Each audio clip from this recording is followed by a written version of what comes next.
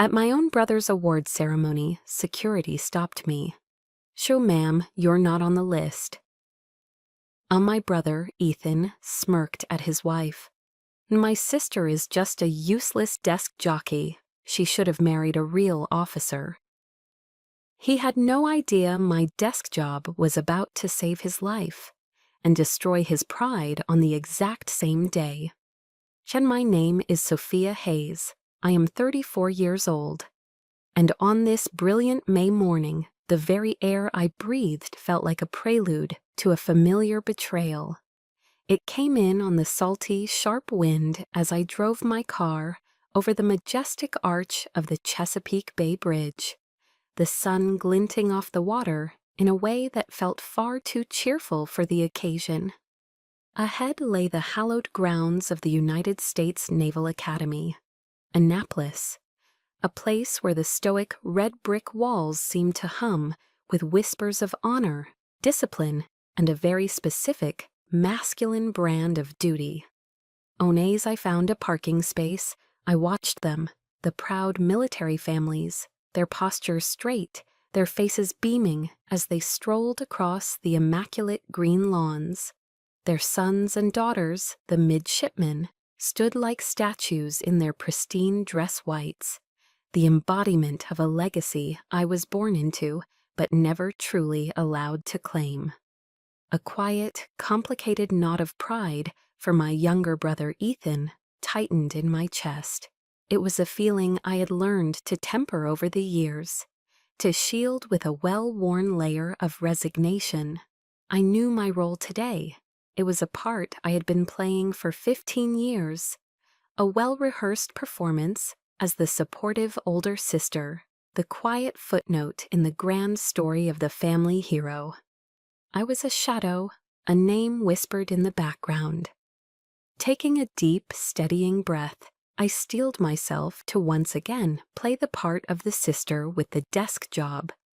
At the main security checkpoint, I wore a simple, beige trench coat I'd deliberately chosen to conceal the crisp uniform beneath it, hiding the rank that rested on my shoulders. A young petty officer, his jaw set with the seriousness of his post, took my ID. He was all professionalism until his eyes scanned the guest list on his tablet. He looked up at me, a crease of confusion forming between his brows. "Ma'am, I'm sorry," he said, his voice polite but firm, trained to be unwavering. "I don't have a Sophia Hayes on the guest list for Lieutenant Hayes." He turned the tablet screen toward me, a gesture of proof that the error was not his. "The list I have is Captain David Hayes, Mrs. Margaret Hayes, and Mrs. Jessica Hayes, the lieutenant's wife." And then he read each name with military precision. David Hayes, Margaret Hayes, Jessica Hayes. Each one was a small, sharp hammer blow against my ribs. The absence of my own name was louder than any of theirs. This was not a clerical error. This was not an oversight. This was a deliberate, calculated act of erasure. As if summoned by the thought, the gleaming, ostentatious black SUV my family favored pulled up to the gate. The door opened and Ethan emerged, looking every inch the conquering hero in his perfectly tailored dress whites, the uniform seemingly radiating its own light against his tanned skin. He saw me standing there, saw the guard's apologetic stance, and a slow, knowing smirk, the kind of victory only a lifelong rival can truly savor, played on his lips. Instead of stepping forward to vouch for his own sister, he leaned toward his wife, Jessica, and said, his voice carrying with perfect clarity for both the guard and me to hear, "Probably some paperwork mix-up. She should have married a real officer instead of playing with spreadsheets." And the cruelty of it was breathtaking. My mother, Margaret, suddenly found the clasp of her antique pearl brooch to be the most fascinating object in the world, her hands fluttering in a theatrical gesture of avoidance. My father, David, a retired captain, simply scowled, his face a mask of deep, impatient annoyance, not for the insult, but for the public scene his daughter was causing. They didn't even look back. They walked past the checkpoint, leaving me behind as if I were a piece of luggage someone had misplaced, a lost item no one cared enough to claim. And a hot, creeping blush that had nothing to do with the sun washed over my face. Ethan's words were a slap, but my parents' silence was the true poison. It was complicity. It was the final quiet confirmation of a lifetime of being told I was less. And the young petty officer, now trapped in this excruciating family drama, began to speak, his voice laced with professional discomfort. "Ma'am, I'm going to have to ask you to step aside." And I didn't argue. I didn't protest. I simply stood there, my posture rigid, my spine a rod of ice, and watched them go. I watched them disappear into the hallowed grounds that had rejected me on their command. And in that moment of profound public abandonment, the hurt didn't vanish. It simply crystallized. It cooled and hardened into something else entirely. A decision formed in my mind as cold and hard as steel. In fine, let them believe it. A dangerous calm settled over me. The storm inside me went still, its chaotic energy consolidating into a single sharp point of focus. In today's performance would be one for the ages. They would not see a single tear. I would not give them that satisfaction. Kin standing there on the manicured grounds of the academy, an outcast at the gate, I felt the present moment dissolve. The sting of Ethan's words became a key, unlocking a vault of memories I had long kept under guard. The cool, controlled woman I was now faded, and in her place stood the ghost of a teenage girl, forever standing on the outside of a circle of light, looking in. And the memory that surfaced first was drenched in the smell of charcoal and freshly cut grass. It was the day Ethan's acceptance letter to the academy had arrived. My father, a man who rarely showed emotion beyond a stoic nod or a stern frown, had transformed. He'd thrown a massive backyard barbecue, inviting what felt to her like every retired and active duty officer within a 50-mile radius. He stood by the grill, tongs in one hand and a beer in the other, his voice booming with a pride he never used for me. He draped an arm around Ethan's shoulders and introduced him again and again as the heir to the Hayes legacy. On later, my mother brought out a huge sheet cake from the local bakery, the kind with overly sweet frosting and airbrushed decorations. In bold blue letters it read, "Congratulations, future Admiral." The whole world, it seemed, had stopped spinning for this one moment. It wasn't just a party, it was a coronation, a public declaration of the chosen son. And I, his older sister, was just a commoner in the crowd, a spectator at a ceremony held in my own backyard. I smiled, I clapped, and I felt utterly and completely invisible. And the universe has a cruel sense of irony. That very same week, I had won a National Science Fair award. My project, a complex cryptographic algorithm, had been recognized as one of the most promising in the country. I remember holding the award in my hands, a heavy gold-plated medal on a thick ribbon. For a few hours I had allowed myself to feel a flicker of hope. Perhaps this, I thought, would be enough. I found my father by the fireplace that evening, reading the Wall Street Journal. I approached him tentatively, the way a child offers a drawing, my heart pounding with a desperate need for his approval. "Dad," I'd said, my voice barely a whisper, I won." I held out the medal. He took it, his eyes barely leaving his newspaper. He glanced down at the intricate engraving, his expression unchanging. "Good job, sweetie," he murmured, the words automatic, devoid of any real warmth. He handed it back to me and then folded his paper. I was just thinking Ethan is going to need a serious physical training regimen to get ready for plebe summer. And just like that, the moment was over. The subject, as always, had returned to Ethan. The gold medal in my hand suddenly felt heavy, not with the weight of achievement, but with the dead weight of disappointment. Its shine seemed to dim under the fluorescent lights of our living room. Later that night, alone in my bedroom, I opened an old wooden box where I kept forgotten things, childhood trinkets, old letters. I placed the medal inside, nestled it between a dried corsage and a silver dollar from my grandfather, and I closed the lid. It became a secret I kept from the world, a silent, painful reminder that my victories, no matter how significant in my own world, were simply invisible in theirs. That feeling of invisibility crystallized a few years later. On the evening I told them my own career choice, I had gathered all my courage to announce that I had been accepted into the Naval Intelligence Program. My father muted the TV, his face hardening into the mask of disapproval I knew so well.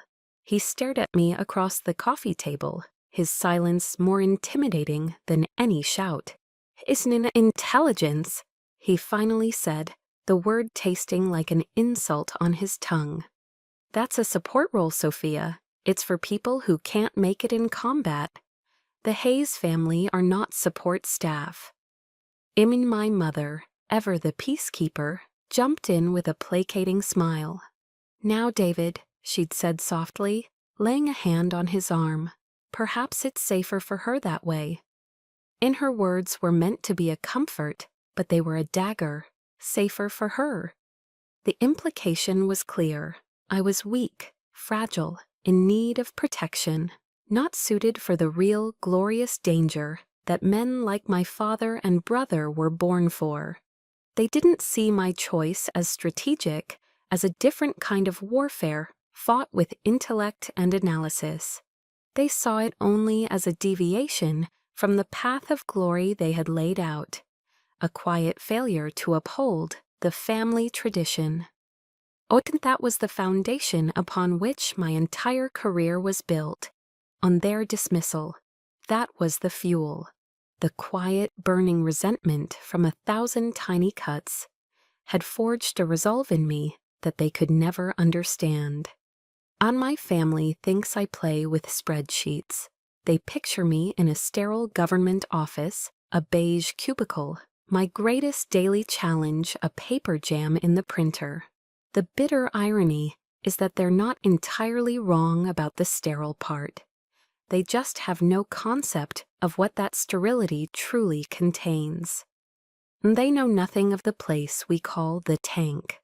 It's a nickname for a skiff, a sensitive, compartmented information facility buried deep underground, shielded from any form of electronic eavesdropping. The air is cold, recycled, and carries the low, constant hum of powerful servers. There are no windows. The only light comes from the giant, curved wall of screens in front of me. A mosaic of glowing maps, drone feeds, and cascading lines of code. This was my office. This was my battlefield. Sis and I remember one particular night, a Tuesday that bled into a Wednesday. The air in the tank was thick with a tension you could almost taste. We were coordinating a high-risk hostage rescue in the Red Sea. A civilian oil tanker had been boarded by pirates, and a dozen lives hung in the balance. My team of analysts fed me data streams in a quiet, focused rhythm, their voices low and steady in my earpiece. My job was to see the whole board, to connect the dots faster than our enemy could. Shannon Viper 1, confirm target location. "You are 2 mics out," I said into my headset, my voice calm, betraying none of the adrenaline pumping through my veins. On the main screen, a satellite thermal image showed a cluster of heat signatures on the tanker's deck. Eagle Eye, give me thermal resolution on the bridge. I need a personnel count. And the image sharpened. 7 hostiles, 12 hostages huddled together. The lives of a SEAL team, Viper 1, depended on my next series of commands, on my ability to process and predict. This wasn't a spreadsheet. This was a high-stakes chess match where the pawns were human lives, and I was the one moving the most important pieces across the board.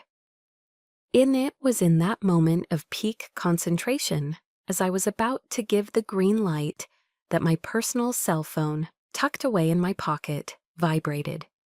It was a jarring, unwelcome intrusion from another world. For a split second, I considered ignoring it, but protocol was protocol. I pulled it out. It was a text from Ethan. In the message glowed on the small screen, a beacon of casual ignorance from a world away. Enjoying your weekend in DC? Hitting the museums, I bet? Don't work too hard on those reports, SIS. And I read the words, and a cold, bitter wave of irony washed over me. Here I was in a life-or-death struggle against armed traffickers, my mind stretched to its absolute limit. And in his world, I was his boring older sister, a tourist in my own life, drowning in paperwork. The condescending nickname, SIS, felt like a final twist of the knife. I took a breath, my fingers tightening on the phone for a second, before I thumbed the power button, plunging the screen into darkness. I slipped it back into my pocket. My focus snapped back to the wall of screens, my voice emerging colder and sharper than before. "In standby, Viper 1, I commanded, my eyes catching a flicker of movement on a secondary feed. A small fishing boat, unlit, approaching the tanker from the stern. It wasn't on any maritime charts. It was a ghost. It's someone. Eagle Eye. Focus on that trawler. Now." The thermal image zoomed in. The boat was cold, but the shapes inside were not. 6 more heat signatures, armed, an ambush. They were waiting for the SEALs to board. "Send Viper 1, abort! Abort!" My voice was sharp, cutting through the silence of the tank. "I repeat, abort the breach. You have a secondary hostile force approaching from your 6. They're walking you into a kill box." On a wave of relief, silent and profound, washed through the room as the SEAL team confirmed the new orders. My analysis in that split second had just saved their lives. 8 hours later, at 3 a.m., I finally returned to my empty apartment in Washington, D.C. The adrenaline had faded, leaving behind a bone-deep exhaustion. The city lights twinkled through my window, a galaxy of strangers, none of whom knew what had just transpired in the darkness on the other side of the world. I walked to the liquor cabinet, my movements heavy, and poured a generous 2 fingers of Kentucky bourbon into a heavy glass. No ice. Ira and I stood by the window, swirling the amber liquid, the silence of the room a stark contrast to the controlled chaos of my work. I thought about the men of Viper 1, teammates whose faces I would never see, whose thanks I would never hear. I thought about the string of victories attributed to anonymous intelligence sources. Solitude was the price of this silent power. My family thought I pushed paper. They had no idea that those papers held the fates of nations, that the ink from my pen could move armies and shift the balance of power. They saw a desk job, I saw a global chessboard, and I had long ago accepted the terms of my service. I accepted the loneliness, the secrecy, the crushing weight of it all, on because the mission was always more important than a wounded ego. Unhope arrived when I least expected it, not in a blaze of glory, but in the quiet of a corner office in the Pentagon. It smelled of worn leather, old books, and freshly brewed coffee. 2 days after the Red Sea operation, 2 days after Ethan's text message had sliced through the tension of the tank, I was summoned by General Miller. And he was my commanding officer, a 4-star general with a reputation for being as brilliant as he was tough. His office overlooked the Potomac, and the walls were covered not with medals, but with maps and photographs of him with soldiers in the field. He gestured for me to sit as he walked over to a coffee machine, humming quietly in the corner. "Sintin, you look exhausted, Sophia," he said, his back to me. His use of my first name was unusual, a sign that this was not a formal debriefing. He turned around and handed me a heavy ceramic mug filled with steaming black coffee. It was a simple gesture, but in the context of my life, it felt monumental. And he sat down behind his large mahogany desk and looked at me, his gaze direct and piercing, yet completely devoid of judgment. It was the kind of look that made you feel seen, truly seen, not just as a subordinate or a set of skills, but as a person. "Just you saved 12 lives the other night," he stated, his voice a low, steady rumble. "And the lives of the entire SEAL team. The official report won't have your name on it, for obvious reasons. But I know, and the president knows." He leaned forward slightly, his eyes holding mine. "You should be proud of that." And I stared at him, the warmth from the coffee mug seeping into my cold hands. For a moment, I couldn't speak. In my world, praise was a foreign language. The concept of being seen for what I did, rather than what I failed to be, was so alien that my mind struggled to process it. I felt a crack form in the icy facade I had so carefully constructed around myself. I wasn't Captain Hayes's daughter. I wasn't Ethan's overshadowed sister. In this room with this man, I was just Sophia. And for the first time in a very long time, that felt like enough. Then he let the silence hang for a moment, allowing his words to land. Then he continued. "The Joint Chiefs have been discussing Operation Blackwater. It's been long enough. We believe parts of it can now be declassified." Ian and I blinked, my mind racing. Operation Blackwater was my masterpiece, a multi-year intelligence campaign that had dismantled a global terror financing network. It was the work I was proudest of, and it was buried under layers of the highest security clearance. "Inai, the decision has been made," he said, a faint smile touching the corners of his mouth. "It's time we started recognizing our heroes in the shadows. The Department of the Navy has officially nominated you for the Distinguished Service Medal." And I felt the air leave my lungs.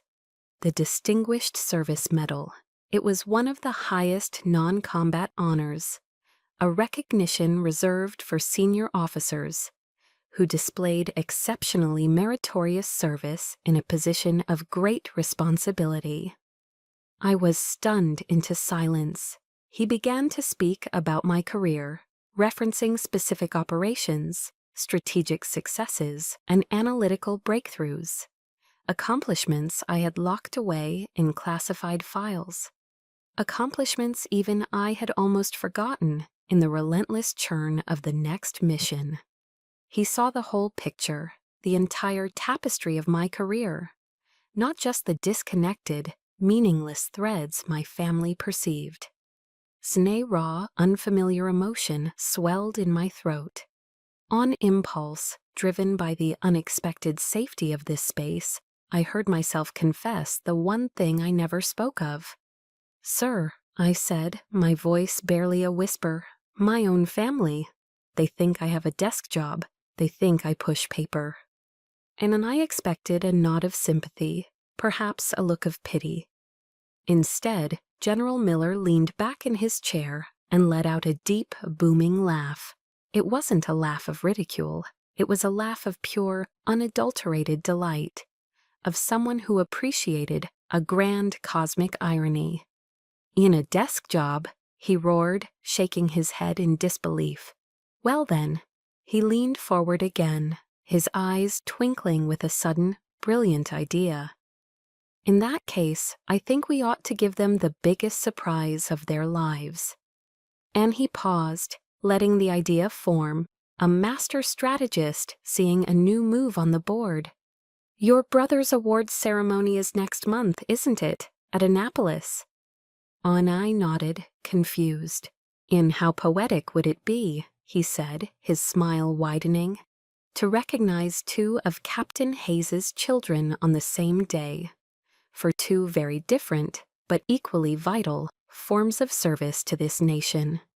And his words landed in the silent, barren landscape of my hope and bloomed.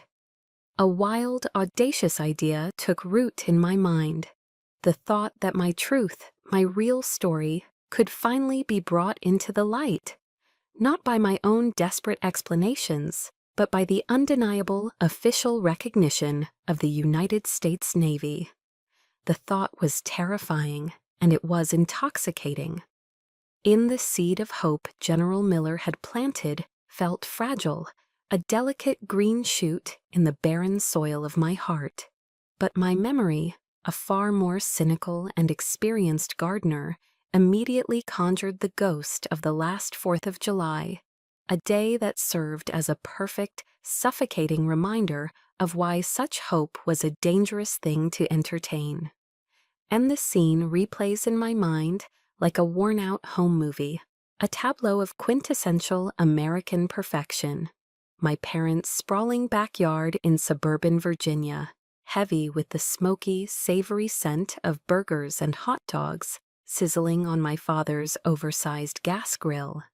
An American flag, Old Glory herself, waving proudly from a pole on the porch. A large blue Coleman cooler, sweating in the afternoon sun, packed with cans of Miller Lite and Coca-Cola. It was a picture-perfect, Rockwellian painting of family and patriotism. And as always, I was just part of the background scenery, a detail to make the composition feel complete. The true focus, the sun around which our entire family solar system was forced to orbit, was Ethan. He held court on the freshly stained deck, a beer in hand, regaling a rapt audience with a tale from his last deployment in the Persian Gulf. It was a good story, I had to admit, full of roaring engines, tense standoffs, and split-second decisions. It was also about 80% fiction. I knew this because I had read the official after-action report, a document so classified that its existence was a secret. I knew that in the real event, he was a supporting character, a competent officer who did his job. But here on his stage, under the adoring gaze of our father, he had given himself the starring role. My dad, his face beaming with a vicarious pride that was almost painful to watch, would nod along, interjecting with technical details about the FA-18 specs or the carrier group's protocols, lending his own authoritative weight to the embellished narrative. It was a play, a tired, predictable one they had been performing for my entire life, and I was, as always, the unwilling audience member, contractually obligated by blood to applaud a performance I knew was a fraud. Anna later, while my father and Ethan were deep in a debate about military spending, my mother caught my arm with a gentle but firm grip. "Come help me in the kitchen for a minute, dear," she said, her voice bright and conspiratorial. This was her signature move, the gentle summons to a private space for a not-so-gentle, soul-crushing critique. And in the cool of the kitchen, she pulled a large bowl of potato salad from the refrigerator, her back to me as she fussed with the plastic wrap.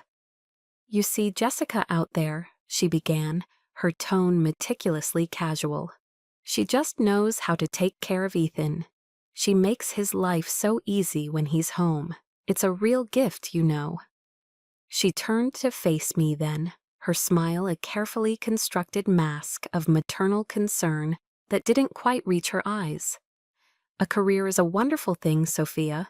We're very proud of you, of course. But you mustn't forget about your own happiness. And I braced myself. I knew what was coming next. In my friend Carol from the book club, her son, Mark. He's an orthopedic surgeon, you know, very successful, very handsome, and he's finally single again. I was just thinking. And I let her words wash over me, each one a tiny, perfectly aimed dart. It wasn't about my happiness, it was a judgment. It was a quiet, firm declaration that my life, the one I had sacrificed and fought for, the one I had painstakingly built for myself in the shadows, was fundamentally incomplete.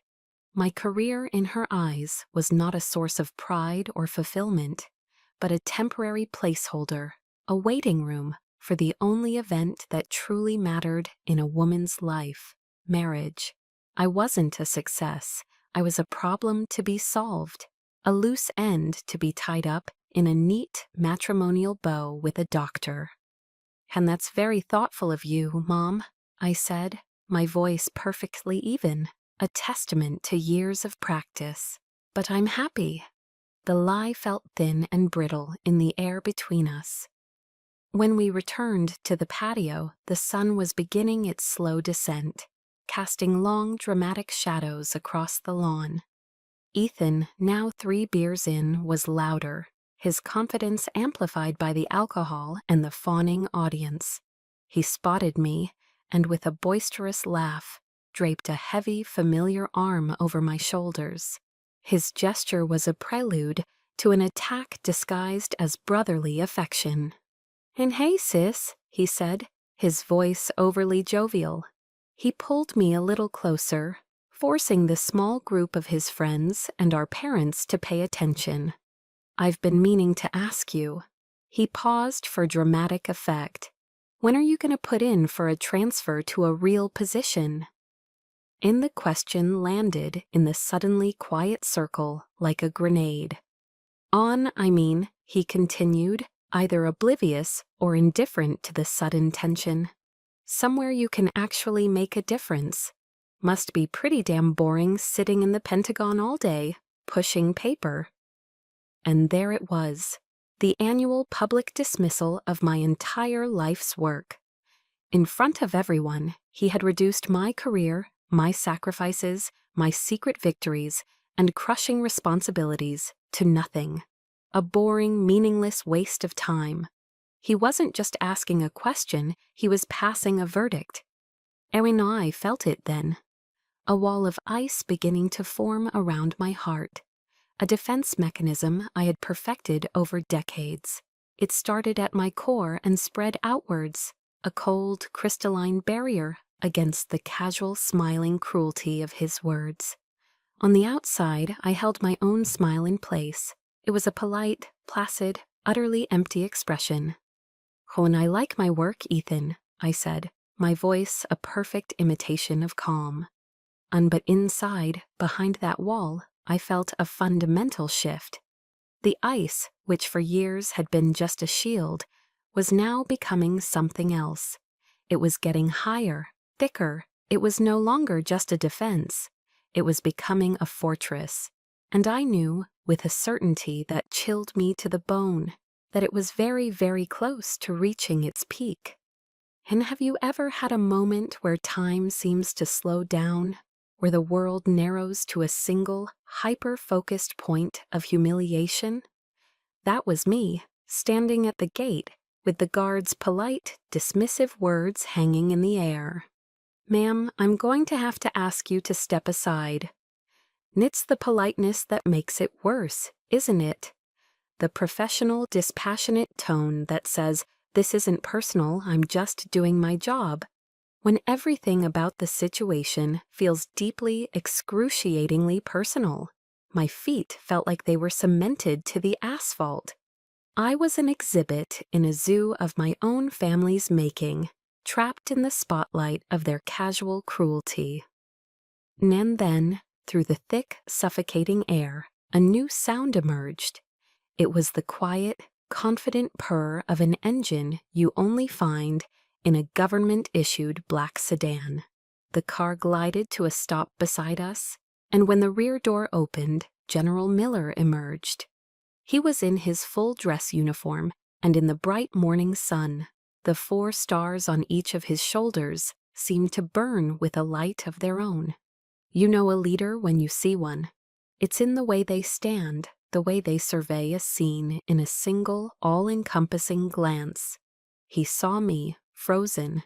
He saw the flustered guard, and he saw my family watching from a distance. And he ignored them as if they were part of the landscape. His focus was a laser beam, aimed directly at me, and when he smiled, it was with a genuine warmth that melted a fraction of the ice around my heart. "In there you are, Admiral Hayes," he said, his voice carrying with an easy authority that could command fleets. We were about to send out a search party. The words didn't just break the silence, they shattered it. Admiral Hayes, and you could almost physically see the gears grinding and then stripping inside the young petty officer's head. The stern mask of professionalism didn't just crack, it disintegrated. His face cycled through a series of emotions with comical speed. First, blank confusion, then dawning comprehension, and finally, a wave of raw, unadulterated panic. His skin went pale. He had just been seconds away from physically ejecting a flag officer, a rear admiral, from a Naval Academy event. He knew, and I knew, that in the rigid, unforgiving world of military hierarchy, he had just stared into the abyss of his own career. "Admiral, ma'am, my deepest, most sincere apologies," he stammered, his body snapping into a salute so sharp it was a miracle he didn't dislocate his shoulder. He practically threw himself at the gate controls, swinging the barrier open with a desperate, frantic urgency. "It's amazing what a title can do, isn't it?" The first jarring taste of a power I had earned in the shadows was now on full display in the sun. General Miller placed a light, guiding hand on my elbow. He leaned in, his voice a low, protective murmur for my ears only. "Are you all right, Sophia? Do I need to go have a word?" And then my gaze drifted past his shoulder to the 3 people who were my blood. They were staring, their mouths slightly agape. You've seen that look before, I'm sure. The look of utter, slack-jawed bewilderment, when the world as you know it has just been turned completely upside down. And the old Sophia, the ghost of the girl who spent her life desperate for a scrap of their approval, screamed inside me to say yes, yes, go over there, make them see, make them understand. But that girl had died on this very spot, just a few minutes ago. And I turned back to the general, the fortress of ice around my heart now complete. I gave a single decisive shake of my head. My voice, when I spoke, was calm and colder than the recycled air in the tank. "That won't be necessary, General. Thank you." I let my eyes sweep over my family one last time. I have a feeling they'll figure it out on their own today. This was it, the crossroads. I wouldn't give them the satisfaction of a confrontation. I would deny them the chance to prepare, to recalibrate, to craft a new performance of feigned shocked pride. I wanted to see their unfiltered reactions. I wanted to watch them process the truth without any help from me. "Fenton, as you wish, Admiral," General Miller said, and the look in his eyes was one of pure, unadulterated respect. Soon he straightened up, and with his hand still a firm, supportive presence on my elbow, began to escort me through the gate. He didn't just walk me in, he led me with purpose, on a direct path toward the reserved VIP seating at the front. Our route took us right past the row where my family sat. And I kept my chin high. I kept my eyes fixed forward on the podium, on the flag, on my future. I did not grant them a single glance, but I felt their gaze on me like a physical force. As we passed, I heard it, a choked, incredulous whisper from my father to my brother, "On Admiral." And that one word, spoken in a tone of utter disbelief by the man who had dismissed my life's work, was the final echoing drop. A lifetime of slights flashed through my mind. The ignored medal, the condescending jokes, the endless gushing praise for Ethan's real service. Every moment of feeling invisible, of being told I wasn't enough. It all came to a head in that single whispered question. In the last drop had fallen. The glass was not just full, it had shattered. So today was not about asking for their approval. That ship had sailed long ago, and I was finally letting go of the rope. Today was about forcing them to reckon with the truth they had so comfortably, so cruelly chosen to ignore. My silence was over, but my answer wouldn't be spoken. It would be worn. It was in the 2 silver stars gleaming on each of my shoulders. General Miller led me to a private waiting room tucked away behind the main stage, a quiet sanctuary from the growing crowd. The room was simple, furnished with a few leather armchairs and a small table with a pitcher of ice water. He gave me a knowing nod. "Take a moment, Admiral. The ceremony begins in 15. Then he closed the door, leaving me alone with my thoughts and the faint, muffled sounds of the brass band tuning up outside. I walked over to the full-length mirror on the far wall. The woman looking back at me was a stranger, and yet more myself than I had ever been. There was a nervous energy thrumming just beneath my skin, the familiar adrenaline rush that comes before a major operation. This was no different.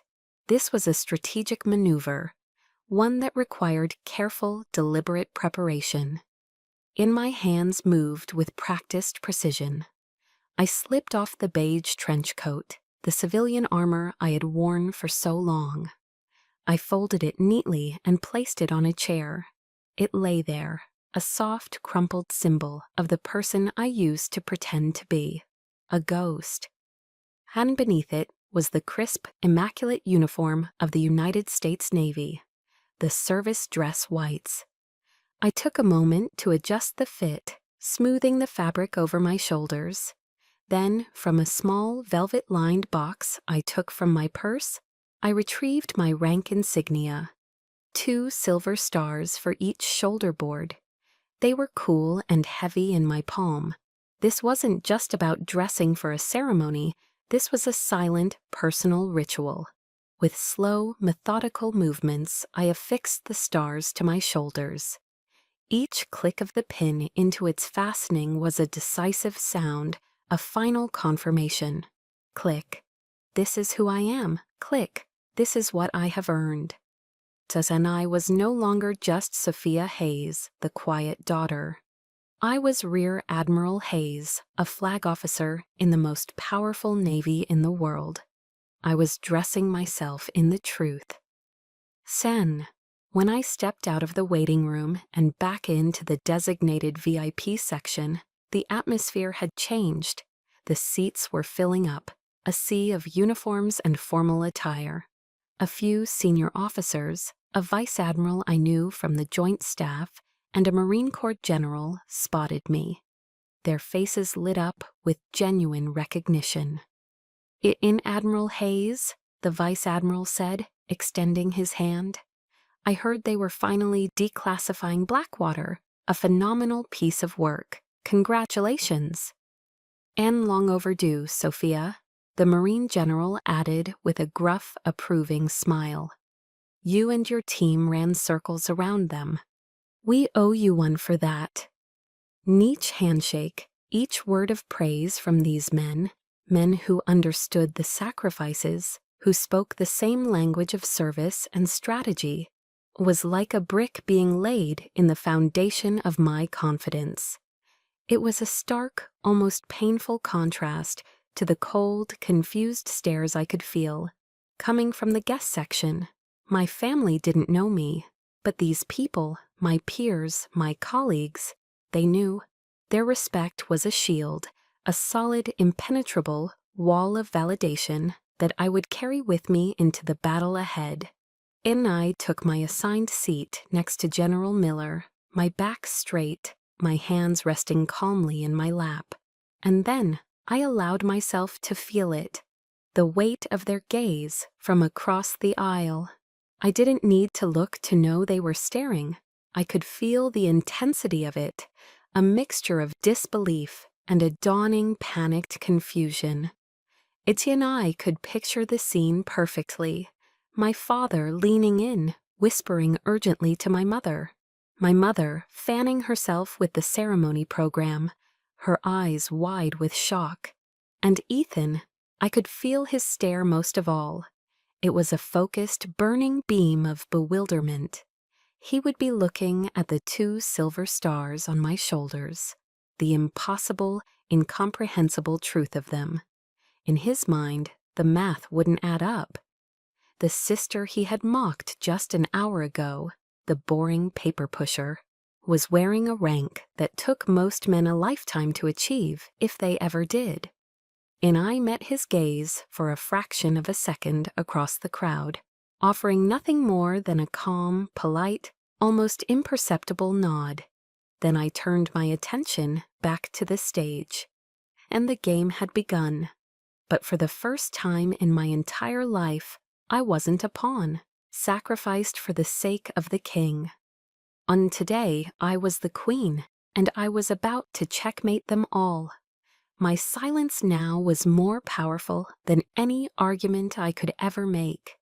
It was the calm before the storm, the quiet intake of breath before the truth was finally spoken aloud. In the master of ceremonies, a captain with a voice as smooth as polished brass stepped up to the podium. And now for the presentation of the Navy and Marine Corps Commendation Medal to Lieutenant Ethan Hayes for meritorious service in support of combat operations. And I watched, a silent observer in the front row, as my brother rose from his seat. He moved with the fluid, unshakable confidence of a man who has never had to question his place in the world. A man who has spent his entire life being told he was the hero of every story. He ascended the stage, accepted his medal with a practiced, humble dip of his head, and turned to the microphone as if he were born for the spotlight that now bathed him in a golden glow. And his acceptance speech was flawless, a masterclass in charm and filial piety. He thanked the Navy for the incredible honor, his commanding officers for their steadfast leadership. Then he turned his charismatic gaze toward our family. "I want to thank my father, Captain David Hayes," he said, his voice ringing with a sincerity that could move mountains, "for teaching me what it means to be a warrior, for showing me the path of duty, honor, and courage." He smiled at my mother, a warm, affectionate smile, and to my mother Margaret for her unending support and prayers. He then gave a subtle, charming wink to his wife. And of course, to my beautiful wife, Jessica, for being my rock, my anchor in every storm. And he paused then, a performer's trick, letting the weight of his gratitude settle over the room. His eyes swept across the audience, a king surveying his court. For a fraction of a second, his gaze passed directly over me, sitting in the front row of the VIP section. There was no recognition, no emotion, not even a flicker of acknowledgement. It was as if he were looking at a piece of furniture, a stranger, a seat filler. Then he continued, concluding his speech with a final, patriotic flourish that earned him a thunderous, sustained applause. He never mentioned my name. In that very public, very deliberate omission, in front of hundreds of his peers and our nation's most respected leaders, he had made his final definitive statement: "You do not exist." It was a deeper, more profound cut than any private insult ever could be. It was an erasure on a public record, a final declaration of my irrelevance.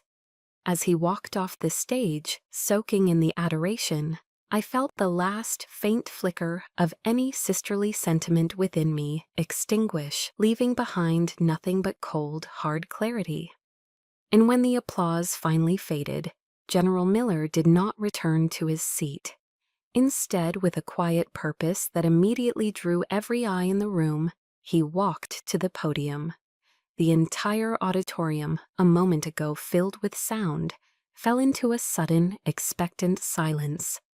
A 4-star general going off script was an event in itself. "And ladies and gentlemen," he began, his voice commanding the air, a low rumble that needed no amplification to reach the furthest corners of the hall. "We have a special, unscheduled addition to today's ceremony, a recognition that for paramount reasons of national security has been kept secret from the public until this very moment." A low, intrigued murmur rippled through the crowd. I saw Ethan, now back in his seat, lean over and whisper to my father, a confused frown creasing his brow. And General Miller continued, his words painting a vivid picture for the captivated audience. "We often and rightly honor the heroes we can see, the war fighters on the front lines, the pilots in the sky, the sailors on the seas. But there is another kind of hero, one who serves in the deepest shadows of the world, one whose victories are not measured in territory gained, but in tragedies averted, in lives saved.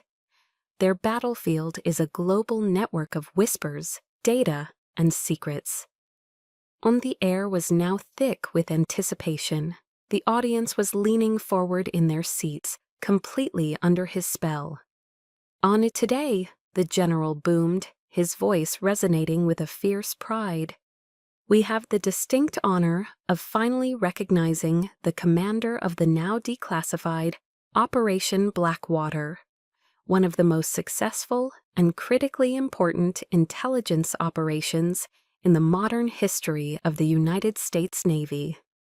Eric and I could hear my father's voice, a hoarse, confused rasp carrying across the aisle. "Blackwater? What the hell is Blackwater?" And then General Miller's gaze lifted from the crowd, sweeping over the rows until it landed directly on me. He held my gaze, a spotlight in human form, and a small, almost imperceptible smile touched his lips. "So, ladies and gentlemen, it is my profound honor and my personal privilege to ask her to the stage, Rear Admiral Sophia Hayes." And for a single, solitary heartbeat, there was nothing, absolute, deafening silence. The world seemed to hang, suspended in a universe of stunned disbelief. And then, like a brush fire, a wave of whispers swept through the auditorium. "Admiral? Hayes? Did he say a rear admiral?" And I rose from my seat. And as I did, something extraordinary, something beautiful happened. Every single uniformed person in that room, from the youngest ensigns in the back rows to the most decorated captains and generals in the front, rose to their feet as one. It wasn't planned, it wasn't coordinated. It was a reflex born of instinct, protocol, and a lifetime of ingrained discipline. It was respect, a cascading wave of white and blue uniforms, standing in silent, stunned deference. All except for 3 people. And my family remained seated, frozen in their chairs, as if a gorgon had turned them to stone. They were a tiny, isolated island of shock in a vast, rising sea of honor. My father's face was a mask of pure, slack-jawed incomprehension. My mother's hand was pressed hard against her mouth, her eyes wide with a dawning horror that was almost theatrical. And Ethan's face was ashen. The confident, golden boy tan had vanished, replaced by a pale, sickly, almost green pallor. and I walked toward the stage. Each step was steady, deliberate, confident. I could feel the weight of my own power, the quiet, immense authority I had carried in secret for so long. I was no longer a shadow. I was walking into the light. And on the stage, General Miller took the Distinguished Service Medal from its rich, velvet-lined box. As he pinned the prestigious medal to my uniform, he leaned in, his voice a low whisper meant only for me. "Time to tell your story, Admiral." On he turned back to the microphone, but he did not simply read the official, dry citation. He told the story. And he spoke of the youngest rear admiral in modern naval history, a ghost who had commanded a global intelligence network from the deepest parts of the shadow world. He spoke of strategic victories that had averted regional wars, of intel that had directly saved the lives of over 5,000 civilians in a single year.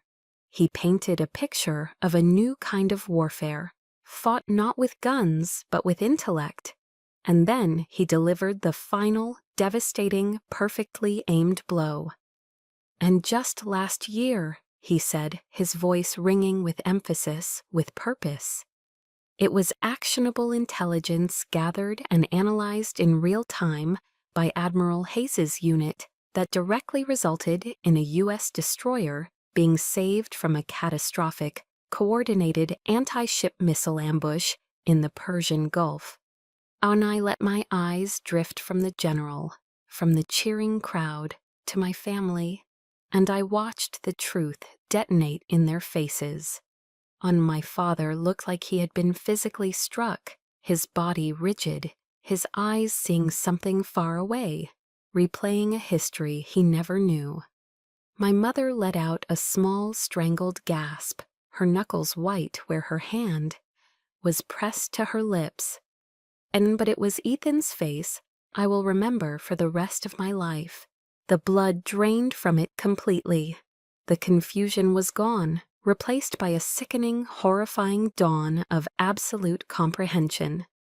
And he knew exactly which destroyer that was. It was his.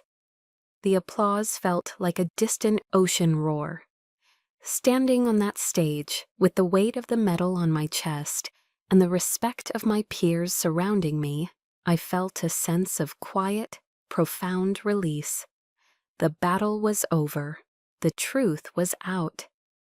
At the reception that followed, a grand ballroom filled with the clinking of glasses and the low hum of important conversations. I was no longer a shadow. I was a center of gravity. A group of congressmen from the House Armed Services Committee were congratulating me when I saw them approach, my family. They moved together like a wounded animal, a tight, defensive cluster cutting through the crowd. Ethan was in the lead, his handsome face a hard, tight mask of fury. My father followed, his expression unreadable, a complex mixture of shock and something I couldn't yet name. My mother trailed behind, clutching my father's arm, her face pale. They stopped a few feet away. The congressmen, sensing the sudden drop in temperature, politely excused themselves. Ethan didn't wait for them to be out of earshot. "Rear Admiral Hayes," he said, his voice a low, venomous hiss. He spat the title like it was a curse. That was quite a performance. My father remained silent, his eyes, for the first time, refusing to meet mine. "And you lied to us," Ethan continued, his voice rising, drawing a few curious glances. "You lied to all of us, for 15 years. You let us believe you were nothing, a failure."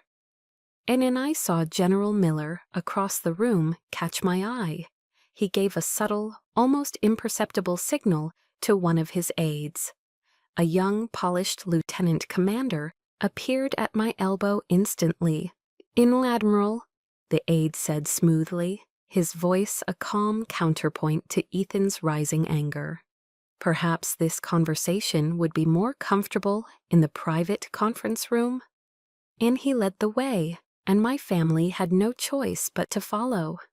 The walk down the quiet, carpeted hallway felt like a march toward a final, unavoidable sentencing. And inside the soundproofed conference room, with the door firmly closed, Ethan's carefully contained rage finally exploded. "None, why?" he yelled, his voice cracking. He began to pace the length of the room like a caged tiger, his fists clenched at his sides. "Why would you do that to us? You turned your own family into a laughingstock out there. You stood by and let me lecture you about sacrifice, about service. You were laughing at me the whole time, weren't you?"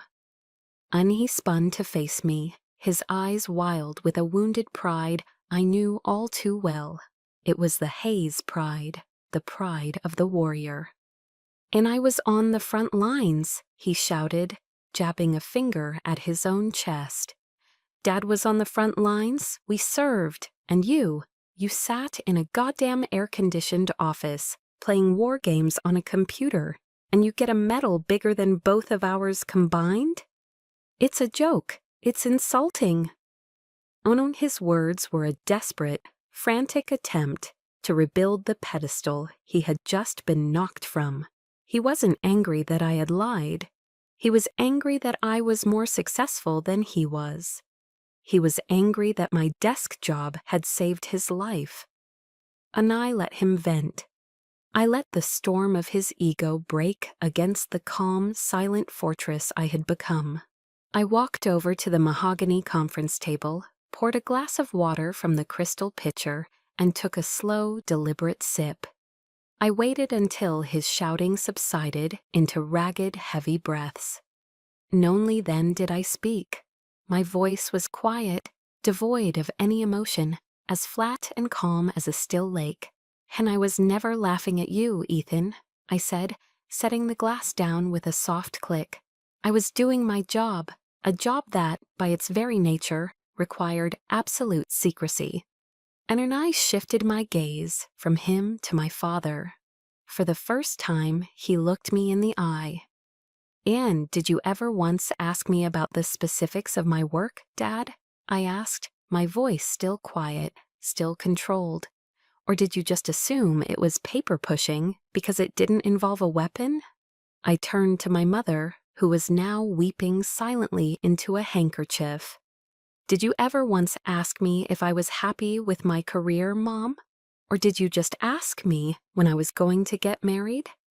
And I looked back at all of them, the jury of my childhood. I didn't lie to anyone. I simply stopped trying to explain myself to people who had already decided they weren't going to listen. And my words hung in the air, a final damning verdict.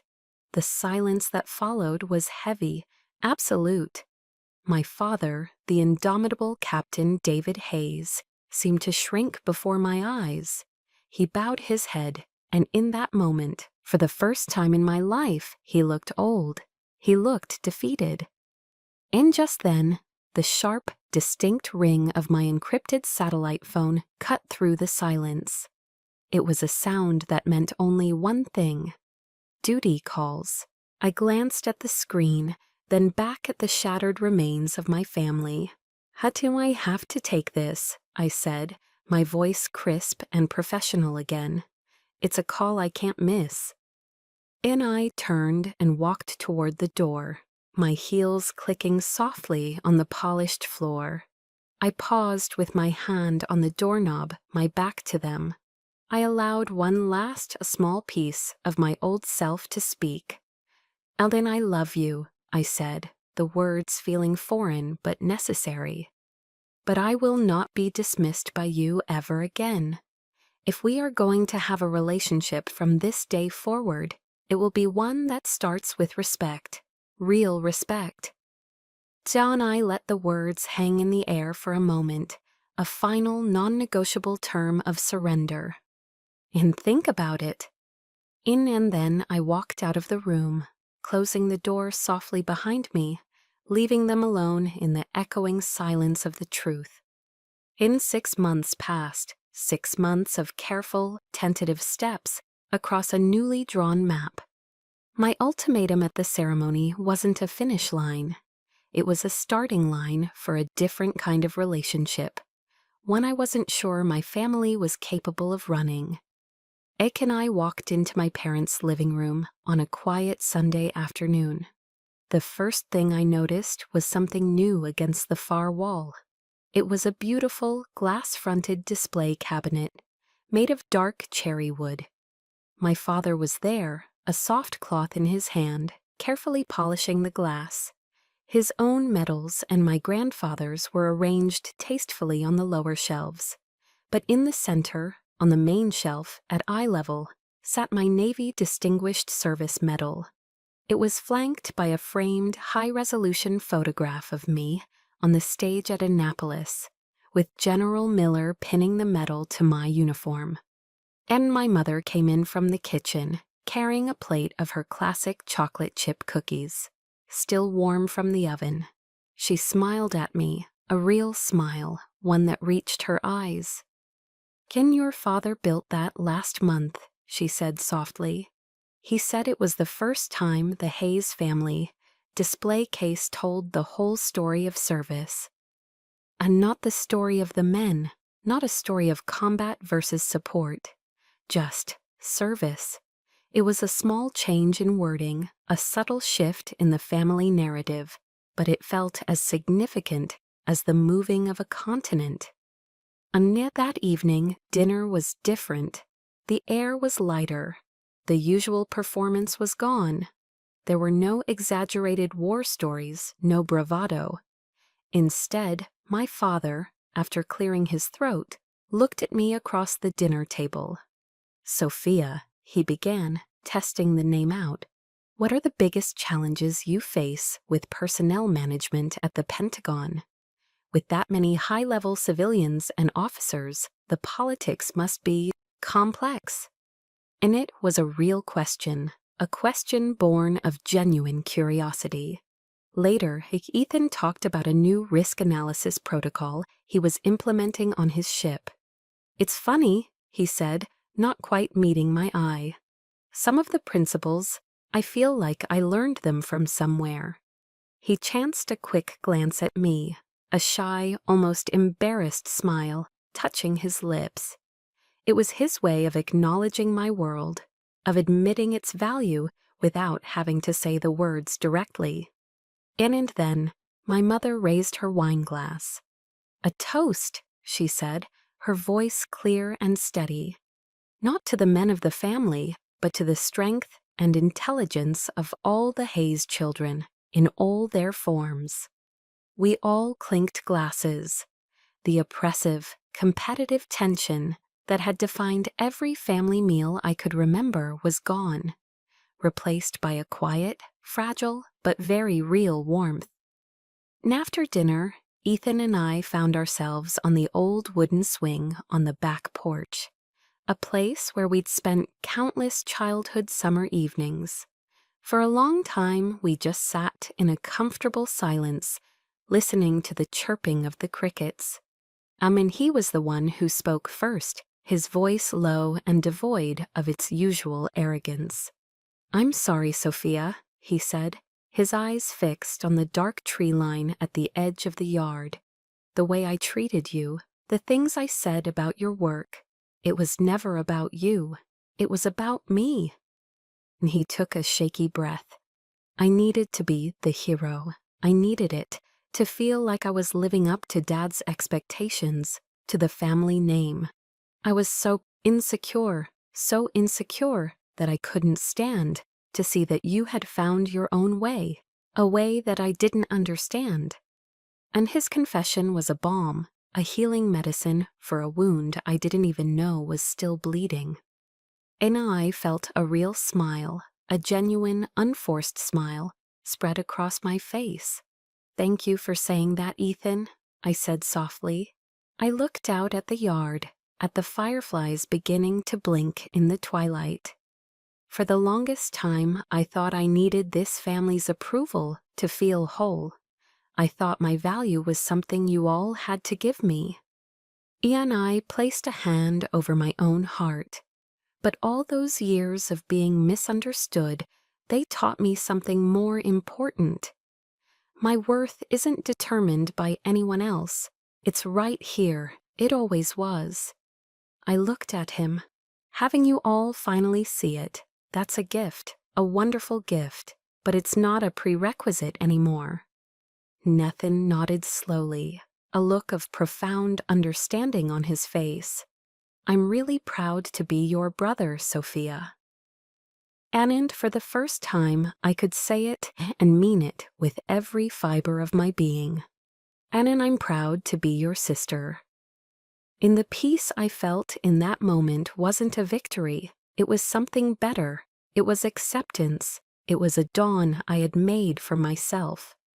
Admiral Sophia Hayes's journey is a powerful reminder that our true worth is never determined by others. Perhaps her story brought to mind a moment in your own life, a time you had to draw a line in the sand, or when you realized your peace of mind was non-negotiable. Then we believe those moments deserve to be honored.